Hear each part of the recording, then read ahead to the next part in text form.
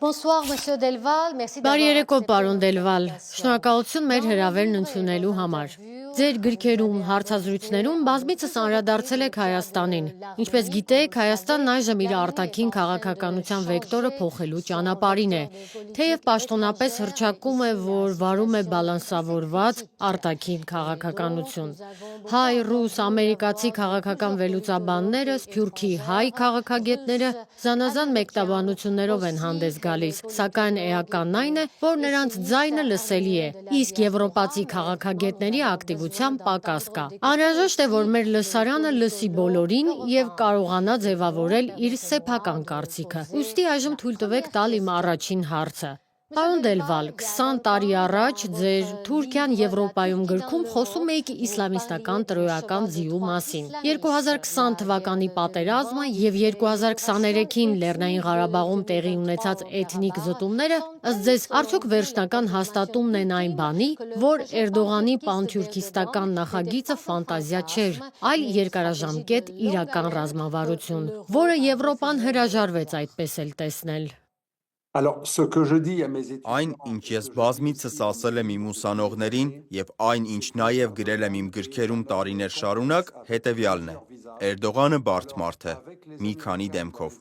2000-ականներին ամերիկացիների հետ նա խաղաց ՆԱՏՕ-ի ատլանտիզմի խաղաքարտով, Արևմուտքի հետ դաշինքի խաղաքարտով, Սառը պատերազմի ժամանակ կոմունիզմի դեմ պայքարի հիշողությամբ, և նա նույնիսկ լիբերալի դեր խաղաց։ Նա ազատեց բանկերը պետության կապանքներից, զբաղվեց տնտեսական լիբերալիզմով։ Այնպես որ Էրդողանն ասելով, թե կողմ է Արևմուտքին և Եվրոպային, ինչը ես անվանում էի իսլամիստական տրոյական ձի, նա զինաթափեց եվրոպացիներին և արևմտամետներին, և հատկապես ամերիկացիներին, որոնք ճնշում գործադրեցին Եվրոպայի վրա, և դրա հետևանքով էլ մենք բացեցինք Թուրքիայի թեկնածությունը դեպի հայտնի չափանիշները։ Արևմուտքում Էրդողանին այս առաջարկի կերպով ճանաչեցին։ Բայց ես իմ գրքում խոսում եմ նախկին Էրդողանի մասին, որը գալիս էր Միլլի Գյորուշից, որին ձևավորել էր միջազգային իսլամիստական ասոցիացիան, սակայն նա հետագայում անջատվեց դրանից։ Բայց փաստ է, որ հենց այդ կառույցն է նրան ձևավորել և Էրդողանը ծագում է հենց այդ իսլամիզմից։ Քանի որ Էրդողանը խորամանկ է, կարող է փոխել ռազմավարությունը և միաժամանակ մի քանի ռազմավարություն ունենալ։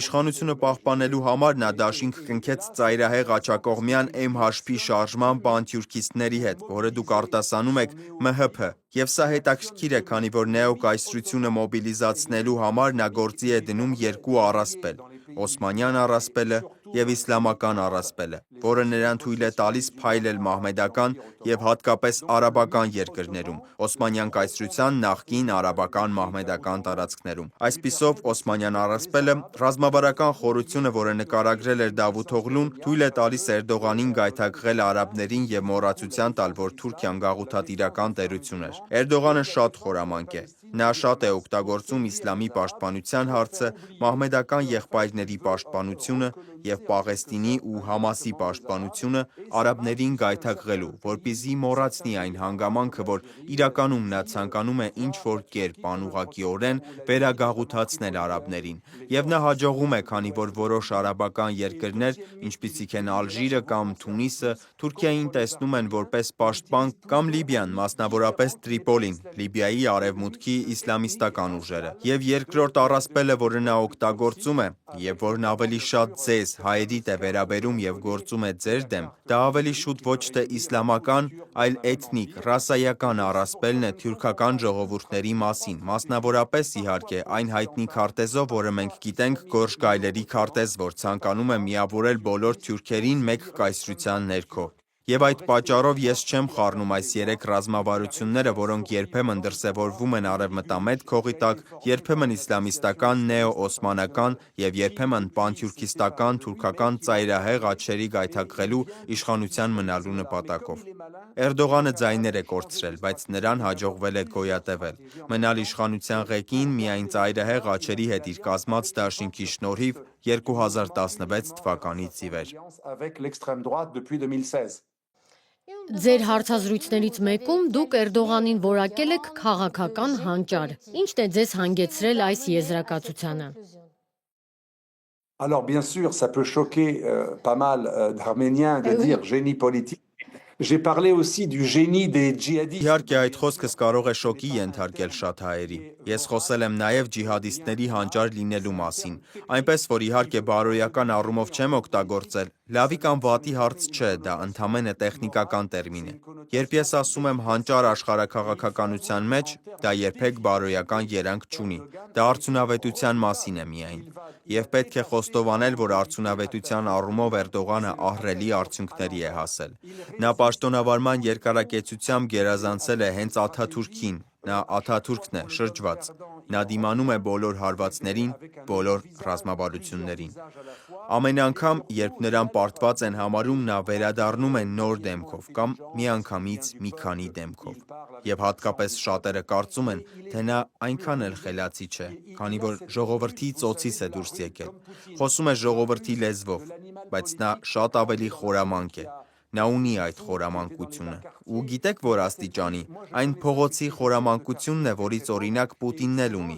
Գիտեք, քաղաքական կենթանու խորամանկություն, որը մեծացել է փողոցում, Բաքում ֆուտբոլ է խաղացել, ապրել է աղքատ թաղամասերում։ Ես դա լավ գիտեմ, քանի որ ես նույնպես շատ աղքատ թաղամասերից եմ։ Ու հաճախ այն մարդը, որը քաղաքական ասպարեզ է դուրս գալիս ծանր կյանքից հետո, ավելի խելացի է։ Նա կարող է ավելի քիչ կրթված լինել, բայց ավելի խելացի է։ Այս առումով Էրդողանը հանճար է, ունի այդ խորամանկությունը։ Փողոցի մարդու հանճարը, որը դարձել է շատ կարևոր եւ որը մեծ կապ ունի ժողովրդի հետ։ Հիշեք այն օրը, երբ նա մի երիտասարդ ակտիվիստի ձեռքից վերցրեց նրա ծխախոտի տուփը, պատռեց այն եւ ասաց. «Իմ հատուկ ծառայությունները քեզ կհետևեն համոզվելու համար, որ դու չես ծխում»։ Հենց այդտեղ է նրա քաղաքական հանճարը։ Իրեն դրսևորում է հայրական կերպարում, որը խաղում է ընտանիքի հոր դերը, որը մի փոքր խաղում է կնքահոր, գրեթե մաֆիայի կնքահոր դեր։ Ու դա շատ է դուր գալիս ժողովրդին, երբ այսպես մի քիչ մաֆիոզ պաշտոնի դեր է տանում քաղաքական գործիչը։ Ասում է, թե ես քեզ կօգնեմ չծխել, ու Էրդողանը հաճախ այսպիսի պոպուլիստական կեցվածքով է հանդես գալիս։ Գայթակղում է ժողովրդի մի մասին մինչև այսօր։ Իդեպ այս տարի 2 անգամ եղել եմ Թուրքիայում մասնագիտական գործունեությանս շրջանակում եւ նկատել եմ, որ կան մարդիկ, որոնք նրան ընդունում են, իհարկե այժմ ավելի քիչ են, քան նախկինում նրա սատարողները, բայց այդուհանդերձ Էրդողանը արտասովոր երկարակեցության հատկություն ունի։ Տեսեք, նա կարողացել է խաղալ ռուսների հետ, երբ դա իրեն ձեռնտու էր, ուկրաինացիների հետ, երբ նպատակահարմար էր։ Անօթաչուներ է տվել ուկրաինացիներին, բայց շարունակում է օգնել շրջանցել ռուսական ապրանքների նկատմամբ դրված էմբարգոն։ Նա խաղում է Չինաստանի եւ միևնույն ժամանակ Ամերիկայի հետ։ Նա նույնիսկ խաղացել է ջիհադիստների հետ Սիրիայում ընդդեմ Բաշար Ասադի եւ ընդդեմ քրդերի։ Գիտեք, չեմ ասում, որ նա բարոյապես կամ փիլիսոփայորեն հանճար է, բայց հանճարեղ է այն իմաստով, ինչպես իտալերենում կասենք, տրանսֆորմիզմի, նա կարող է խաղալ բոլոր դերերը։ Նա իսկական դերասան է, որը խաղում է բոլոր դերերը։ Հիշեք, երբ նա գնում է մահմեդական եղբայրներին տեսնելու, անում է այս նշանը՝ 4 մատ։ Արաբերեն սա Ռաբիա է նշանակում։ 4-ը նշանակում է նաև արաբական գարուն։ Դա մահմեդական եղբայրների նշանն է։ Երբ նա գնում է իսլամիստների հավաքներին,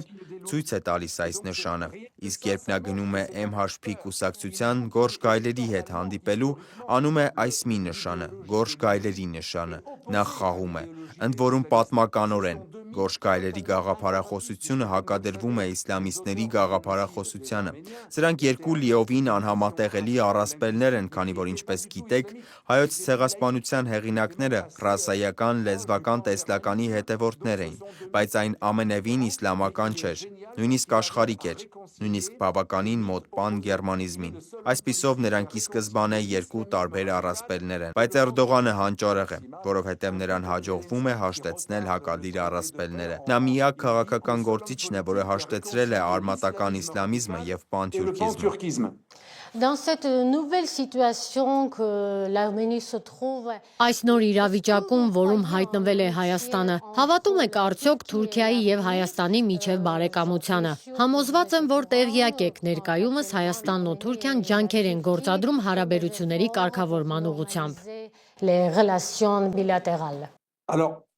Pour la petite histoire, j'étais très ami avec Hrant Dink. Որպես նախաբան ասեմ, որ ես շատ մտերիմ էի Հրանտ Դինքի հետ, որին, ինչպես գիտեք, սպանեցին փողոցում երկու գնդակով։ Իբրև թե մի խելագար դա արեց։ Հրանտ Դինքը հավատում էր երկու ժողովուրդների միջև բարեկամության հնարավորությանը։ Նա չէր խոսում կառավարությունների մասին, բայց հաճախ ինձ ասում էր. պետք է ամեն ինչ անել, որ մի օր նույնիսկ խաղաղություն լինի Հայաստանի և Թուրքիայի միջև։ Եվ դա ի դեպ քննադատությունների ալիք բարձրացրեց հայկական Սփյուռքում։ Իսկ երբ հետո նա մահացավ, այլևս ոչ ոք նրա մասին վատ բան չասաց։ Բայց ավելի վաղ հիշում եմ նրա մահվանից առաջ հայկական Սփյուռքում նրա այդ միտքը ցնցում առաջացրեց։ Հրանտն ինձ ասում էր. դու չափազանցնում ես, պետք է հասկանաս, հայերն ու թուրքերը շահագրգռված են իրար հետ լեզու գտնել։ Եվ ես հասկանում եմ, որ Փաշինյանը ցանկանում է խաղալ այս խաղաքարտով։ Բայց ես կարծում եմ, որ դա նաիվ քայլ է։ Կարծում եմ դա խելացի մոտեցում է ընդհանուր առմամբ։ Բայց արդյոք կարելի է վստահել Էրդողանի ռեժիմին և վստահ լինել, որ նա հետո քեզ չի դավաճանի։ Հասկանալու համար բավական է տեսնել, թե Էրդողանն ինչպես վարվեց Պուտինի հետ։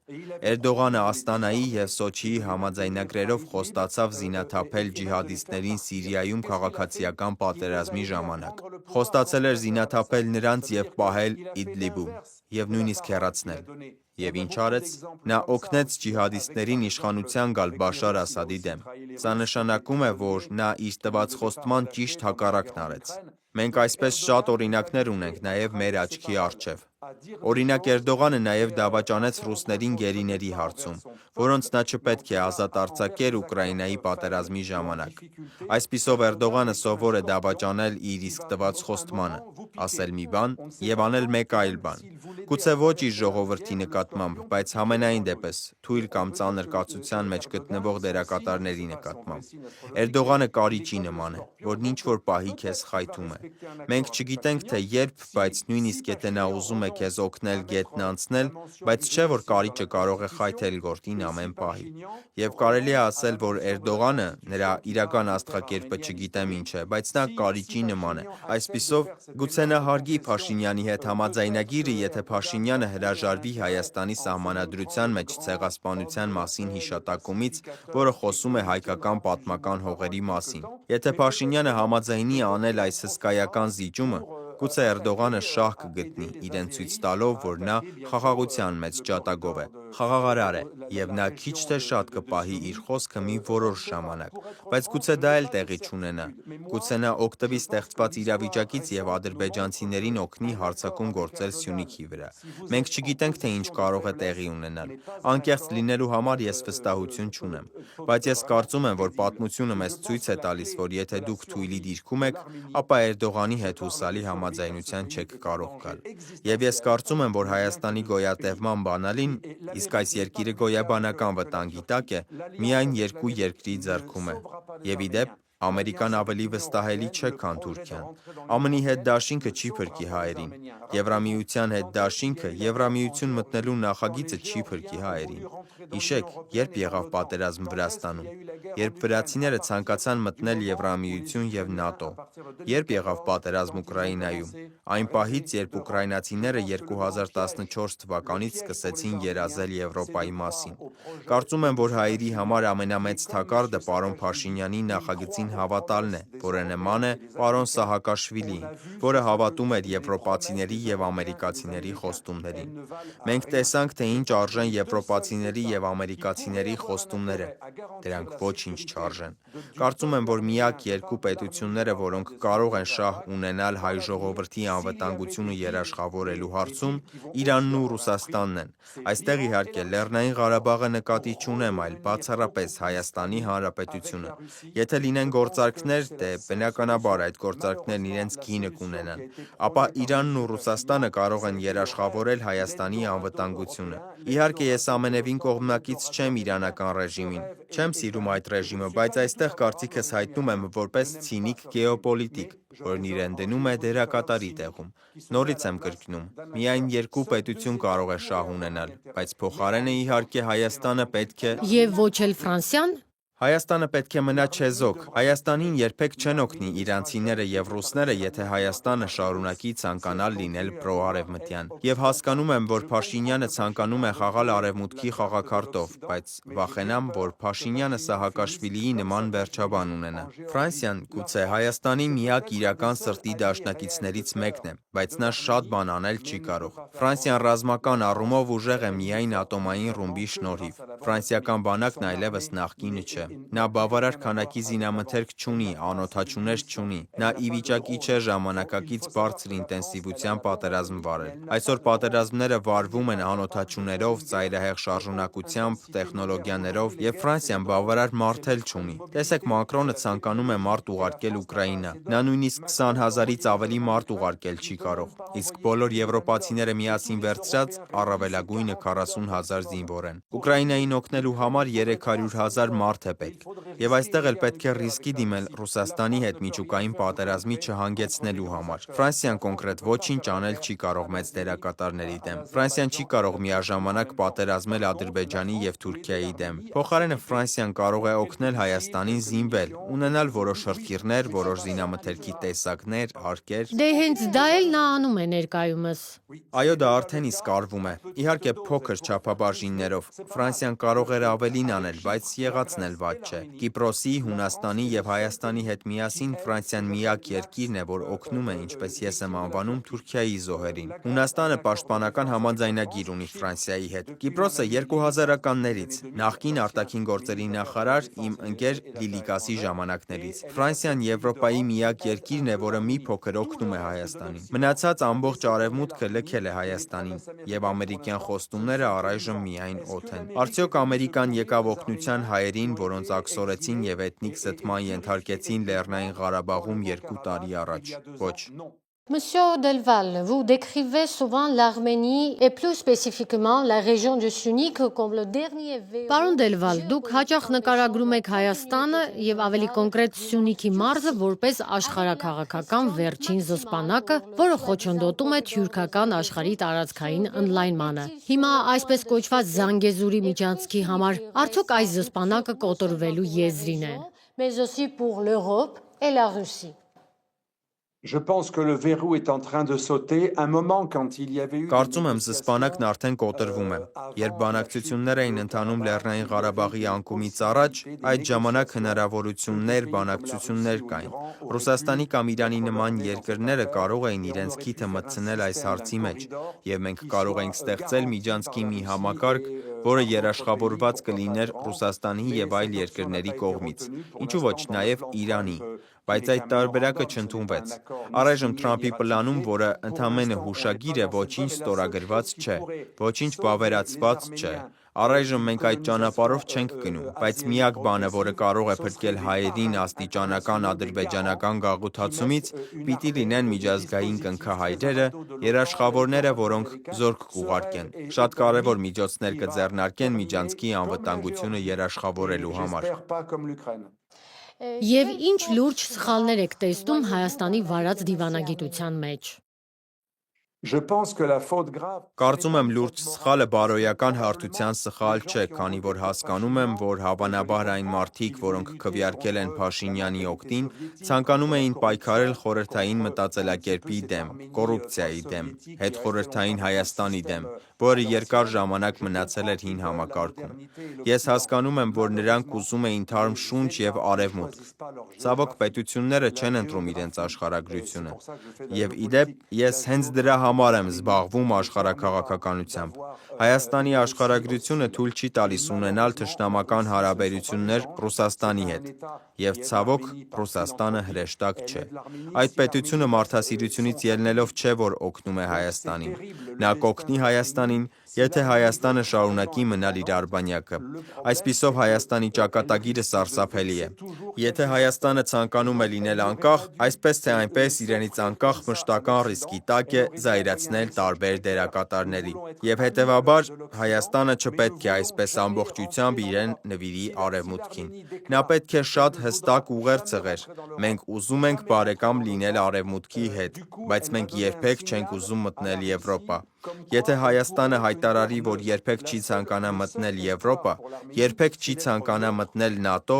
ապա այդ քայլով ազդանշան կտա Ռուսաստանին, որ կարող է լինել չեզոք տարածք։ Հայաստանի միակ հույսը չեզոք լինելն է, այսինքն լավ հարաբերություններ ունենալ Արևմուտքի և Ռուսաստանի հետ, նույնիսկ Իրանի հետ, որի հետ ընդհանուր շահեր կան։ Բայց իհարկե Հայաստանը պետք է պահպանի ռուսական ռազմաբազան և նույնիսկ պետք է ինչ-որ բան տա Ռուսաստանին, որպեսզի Ռուսաստանն ուժեղացնի իր զորքերը Գյումրիի ռազմաբազայում։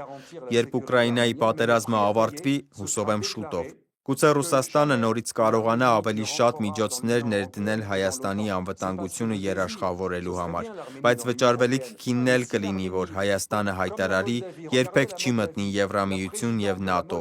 Այնպես չէ, որ ես չեմ ցանկանում, որ Հայաստանը ԵՄ-ին անդամակցի։ Հակառակը, լավ կլիներ Հայաստանը Եվրամիությունում տեսնել, բայց եթե Հայաստանը, ինչպես Մոլդովան, տեսեք Մոլդովայի նախագահը 1 տարի առաջ հանրաքվե անցկացրեց սահմանադրության մեջ Եվրամիությանն անդամակցելու մասին դրույթ մտցնելու համար և դրանից հետո Մոլդովան ռիսկի է դիմում դառնալ Ռուսաստանի հետ պատերազմի հաջորդ թատերաբեմը։ Մոլդովան վտանգի տակ դրեց իրեն հրաժարվելով չեզոք դիրքորոշումից։ Սակայն չեզոք ընդդիմությունը գրեթե հաղթելու շեմին էր, բայց նրանք ստիպեցին շատ ավելի շատ քվեարկել եվրոպական սփյուռքի մոլդովացիներին, թույլ չտալով Ռուսաստանի մոլդովացիներին քվեարկել։ Այսպիսով ընտրությունները, իմ կարծիքով, ինչ-որ չափով կեղծվել են, քանի որ 10 անգամ ավելի շատ ընտրատեղամասեր են տվել Եվրոպայի մոլդովացիներին, քան Ռուսաստանի մոլդովացիներին։ Բայց մինչև Սփյուռքի քվեարկությունը հենց չեզոքներն էին հաղթել, որոնք առաջատարն էին ընտրություններում։ Այսպիսով մենք լավ տեսնում ենք Եվրոպայի միջամտությունը, որը դրդում է երկրներին անդամակցել Եվրամիությանը։ Դա նրանց անհարմար վիճակի մեջ է դնում։ Երբ եվրոպացիներն առաջարկեցին ասոցացման համաձայնագիրը Ուկրաինայի հետ, մենք լավ տեսանք։ Դա հանգեցրեց Եվրոմայդանին, քանի որ Բարոզուն, Եվրահանձնաժողովի նախկին նախագահը, որի մասին խոսել եմ իմ նոր գրքում հետարևմտյան նոր կարգը վերնագրով, Բարոզուն ասել էր կամ ասոցացման համաձայնագիրը Եվրամիության հետ և փողը, բարգավաճումը կամ Ռուսաստանը, կամ մեկը, կամ մյուսը, և արդյունքում այս ընտրությունը մահացու եղավ Ուկրաինայի համար, նույնը Հայաստանի համար է։ Այս տեսակի երկրները չպետք է ընտրեն եվրոպական դաշինքն ընդդեմ Ռուսաստանի։ Ռուսաստանի հետ վատ հարաբերությունները հավասարազոր են ինքնասպանության։ Այո, գուցե պետք է ավելի ճկուն լինել։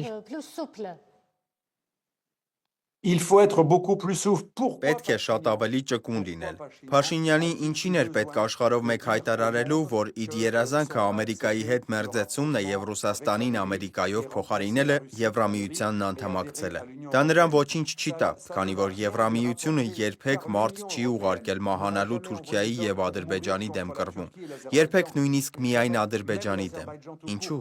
Որովհետև Եվրամիությունը կախված է ադրբեջանական գազից, որը ի դեպ օգտագործում է նաև ռուսական գազ։ Մենք դա գիտենք։ Նրանք երկու երկրի գազն էլ օգտագործում են։ Փաշինյանի այդ քայլը կարծում եմ շատ անխոհեմ էր։ Փաշինյանին ամենաշատը նմանվող քաղաքական գործիչը Սահակաշվիլին է։ Նա գուցե ազնիվ էր, պայքարում էր կոռուպցիայի դեմ, գուցե անկեղծ էր իր նկրտումներում, բայց Սահակաշվիլին Վրաստանը հսկայական խնդիրների առջև կանգնեցրեց 2008 թվականի պատերազմով, որը նա ի վիճակի չէր հաղթել։ Սահակաշվիլին կարծում էր, որ Ամերիկան կզսպի ռուսներին, բայց Ամերիկան երբեք չի միջամտի և օգնի այն երկրներին, որոնց տարածք Ռուսաստանն է ներխուժել։ Երբեք։ Երբեք։ Pour aider un pays envahi par la Russie, jamais. Պարոն Դելվալ, իսկ աշխարհաքաղաքական ինչ դրություն կարող է հանգեցնել, որ հայերը վերականգնեն իրենց իրավունքները Լեռնային Ղարաբաղի նկատմամբ, հաշվի առնելով, որ Ադրբեջանն այժմ մեզ հետ խոսում է միայն ուժի և սպառնալիքների լեզվով։ Alors là, cette question est un peu piège, mais Այս հարցը փոքրինչ թակարդ է, բայց եթե ես ձեզ պատասխանեմ որպես ցինիկ ստրատեգ, ապա այսօր հայերի համար Լեռնային Ղարաբաղը, Արցախը, ինչպես դուք եք անվանում, Արցախը վերադարձնելու միակ հնարավոր միջոցը կլիներ պատերազմը։ Սակայն այսօր այդ պատերազմում հայերը չեն կարող հաղթել, և ուժերի հարաբերակցությունը մեծապես հօգուտ Ադրբեջանի է, որը նավթի և գազի շնորհիվ գնել է շատ զենք։ Ադրբեջանն ունի շատ ամուր դաշնակիցներ, ինչպիսիք են Թուրքիան, Մեծ Բրիտանիան և Իսրայելը։ Եվ հետևաբար նա զինված է շատ լուրջ զենքերով, նա շատ արագ ստացել է անօդաչուներ։ Այսպիսով Հայաստանը կարող է հաղթել, հետ բերել Արցախը միայն պատերազմի միջոցով, որը շատ դժվար կլինի հաղթել, քանի որ Թուրքիան համերաշխ է Ադրբեջանի հետ։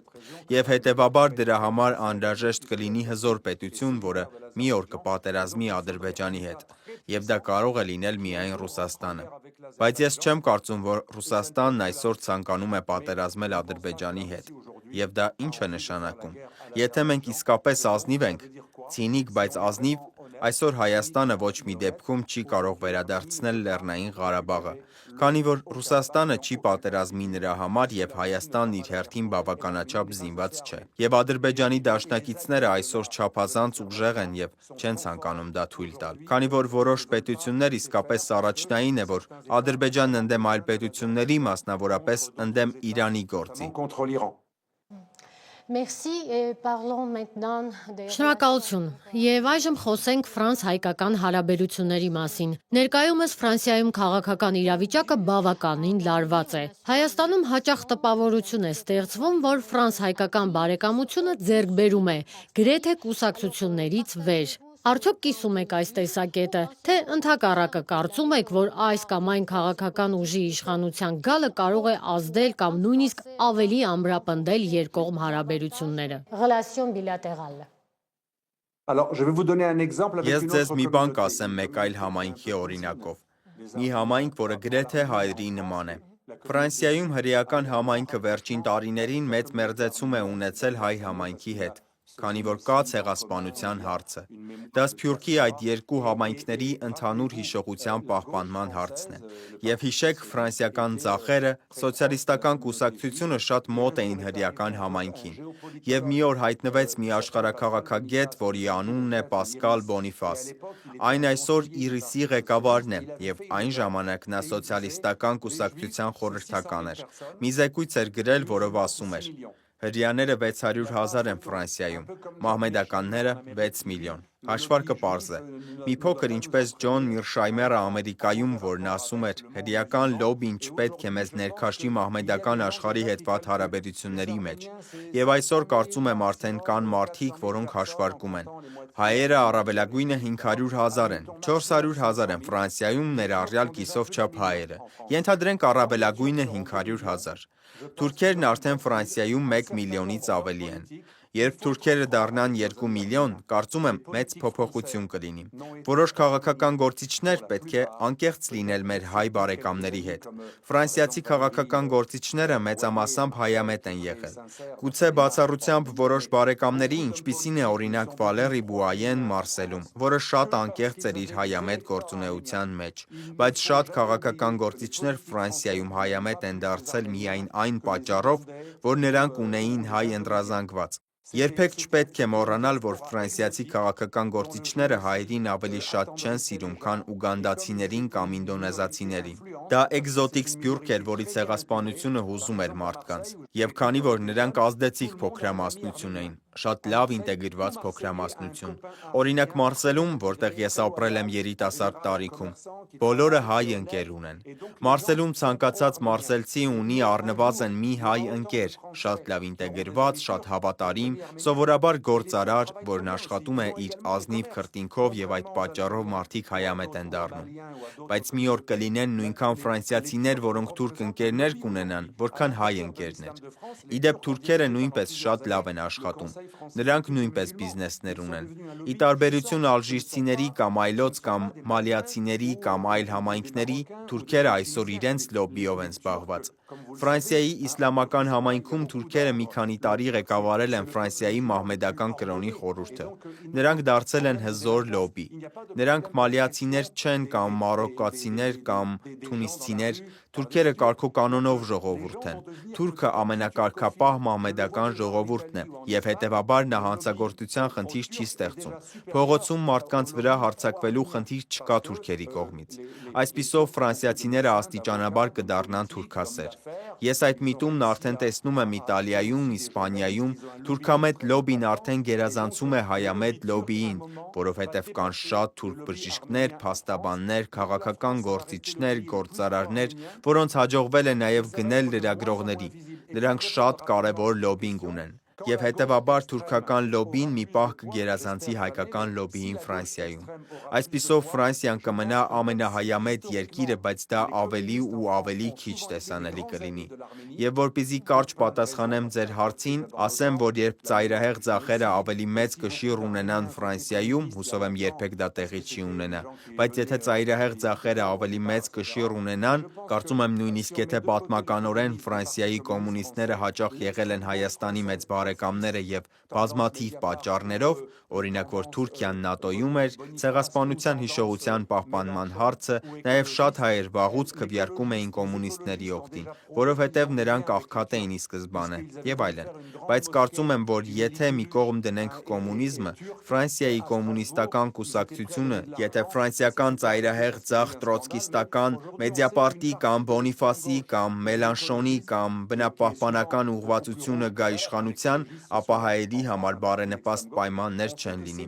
Իդեպ էկոլոգիստներն արդեն ապացուցել են, որ կապեր ունեն թուրքերի հետ, քանի որ նրանք ցանկանում էին Ստրասբուրգում Միլիգյորուշի մեծ մզկիթ կառուցել։ Նրանք պատրաստ էին գումար տալ եւ դա դադարեցվեց, որովհետեւ սկանդալ եղավ։ Բայց այսօր մենք գիտենք, որ ծայրահեղ ձախերի եւ էկոլոգիզմի մի մասը, որը հաճախ շատ ավելի կարմիր է, քան կանաչ, էկոլոգիզմը Ֆրանսիայում հաճախ ծայրահեղ ձախ կուսակցությունն է։ Մենք գիտենք, որ այս շրջանակները արդեն ներթափանցել են թուրքական լոբիզմի շարքերը եւ նույնիսկ ավելի ու ավելի շատ, քան ադրբեջանական լոբիզմ, որի հաճախորդները նույն շրջանակից են, ինչ կատարցիները։ Կատարցիները եւ ադրբեջանցիները Իտալիայում եւ Ֆրանսիայում, որոնց ես ճանաչում եմ, գնել են շատ լրագրողների եւ սկսել են գնել քաղաքական գործիչների։ Հայտնի խավիարային դիվանագիտությունն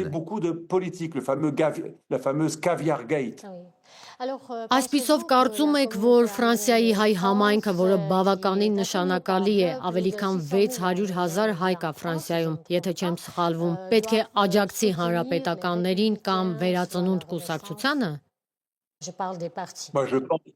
Ես կարծում եմ, որ Ֆրանսիայում միակ քաղաքական ուժը, որը պաշտպանում է արևելքի քրիստոնյաներին, քանի որ եթե մենք դատում ենք գլոբալ, պետք է հայերին դիտարկել որպես Ֆրանսիայում արևելքի քրիստոնյաների փոքրամասնություններից մեկը, ինչպես Թուրքիայի ասորի քաղդեացիները, ինչպես Իրաքի կամ Սիրիայի արամեախոսները, ուրեմն միակ կուսակցությունը, որը շատ ուժեղ պաշտպանում է արևելքի քրիստոնյաներին, իրականում հանրապետականներն են, պարոն Բրունո Ռտայոյի գլխավորությամբ։ Բայց ես կարծում եմ, որ ընդհանուր առմամբ ամբողջ աջ թևը այդ գծի մեջ է։ Բայց ոչ վերածնունդը։ Վերածնունդը գուցե միայն այն փաստի շնորհիվ, որ Մակրոնը շատ խնդիրներ է ունեցել Թուրքիայի հետ։ Մակրոնն իր ամբողջ պաշտոնավարման ընթացքում լավ հարաբերությունների մեջ չի եղել Թուրքիայի հետ։ Դա փաստ է։ Եվ իմ ամենավերջին հարցը, պարոն Դելվալ, մեր լսարանի համար. որտեղից է ձեր հետաքրքրությունը հայկական հարցի նկատմամբ։ Votre intérêt envers la cause arménienne? Իմ հետաքրքրությունը հայկական հարցի նկատմամբ զուտ անձնական է։ Երբ ես Մարսելում էի բնակվում, շատ լավ ընկեր ունեի։ Ցավոք տեսադաշտիցս կորել է։ Հուսով եմ կհանդիպենք մի օր։ Նրա ազգանունը Դերդերյան էր։ Նա հայ էր, եւ ես հիանում էի լսելով, թե ինչպես էր նա խոսում իր համայնքի մասին։ Հետո ես ցեղասպանությանը նվիրված համաժողովներում հանդիպել եմ հայերի, որոնք Մարսելում թերթ ունեին։ Եվ նրանք են իմ ուշադրությանն արժանացրել հայկական հարցը։ Դա զուտ անձնական շփման հարթության վրա էր, ամենևին ակտիվիստական գործունեություն չէր։ Եվ երբ ես գրեցի իմ գիրքը Թուրքիայի մասին, բնավ հայերի համար չեմ գրել, ես գիրք էի գրել Թուրքիան Եվրոպայում, իսլամիստական տրոյական ձի վերնագրով, որը իր հերթին Թուրքիայի դեմ չէր։ Ես պարզապես ցույց էի տալիս, որ Էրդողանն ուներ նախագիծ, որը ամենևին արևմտամետ, եվրոպամետ չէր։ Ես մատնանշում էի, որ Էրդողանն օգտագործում էր Եվրոպան, որ իրականում ոչնչացներ քեմալական զինվորականների իշխանությունն իր երկրում։ Դա իրականում Էրդողանի ռազմավարությունն էր, օգտագործել եվրոպական իրավունքը եւ Ամերիկայի հետ դաշինքը զինվորականների իշխանություն քանդելու նպատակով, որոնք քեմալական էին եւ աշխարհիկ։ Այդպիսով Էրդողանն իրականում Թուրքիան վերաիսլամացնելուն էր ձգտում։ Եվ ես դա անվանեցի տրոյական ձիու ռազմավարություն։ Գրքումս նաեւ բացատրում էի, որ Թուրքիան չէր կարող մտնել Եվրամիություն, անկախ նրանից, թե մենք սիրում ենք Թուրքիան, թե ոչ։ Դա զուտ կառուցվածքային հարց է, քանի որ կար Կիպրոսի խնդիրը։ Բայց Թուրքիայի մասին բավականին քննադատական ձևով խոսելու փաստը, քանի որ նախկինում ես նույնիսկ ազդեցություն էի ունեցել այն ժամանակվա ԱՉԵՐ-ի և Սարկոզիի կուսակցության վրա, բազմաթիվ համաժողովներ էի անցկացրել այն մասին, որ Թուրքիան չպետք է մտնի Եվրամիություն, իհարկե դա շատ դուր է եկել հայ համայնքի որոշակի հատվածին։ Եվ հենց այդ հանգամանքով պայմանավորված ես ծանոթացա շատ հայերի հետ իմ գրքին նվիրված տարբեր համաժողովներում։ personnel des amis à Marseille. Շատ շնորհակալ եմ։ Հուսով եմ մի օր ձեզ տեսնել Հայաստանում, Երևանում, ինչպես նաև հույս ունեմ, որ ձեր գրքերը կթարգմանվեն մի օր հայերեն։ Համենայն դեպս, այն ամենը, ինչ կարող եմ մաղթել հայերին, խաղաղությունն է։ Ամենակարևորը խաղաղությունն է, բայց խաղաղություն, որը չի լինի ինքնաոչնչացում, որը չի լինի լիակատար անպատվություն իհարկե։ Déshonneur total, bien sûr. Շնորհակալություն մեր հարցազրույցն ընդունելու համար։ Notre invité était Alexandre Delval, géopolitologue. Մեր հյուրը պատմական գիտությունների դոկտոր, վերլուծաբան Ալեքսանդր Դելվալն էր։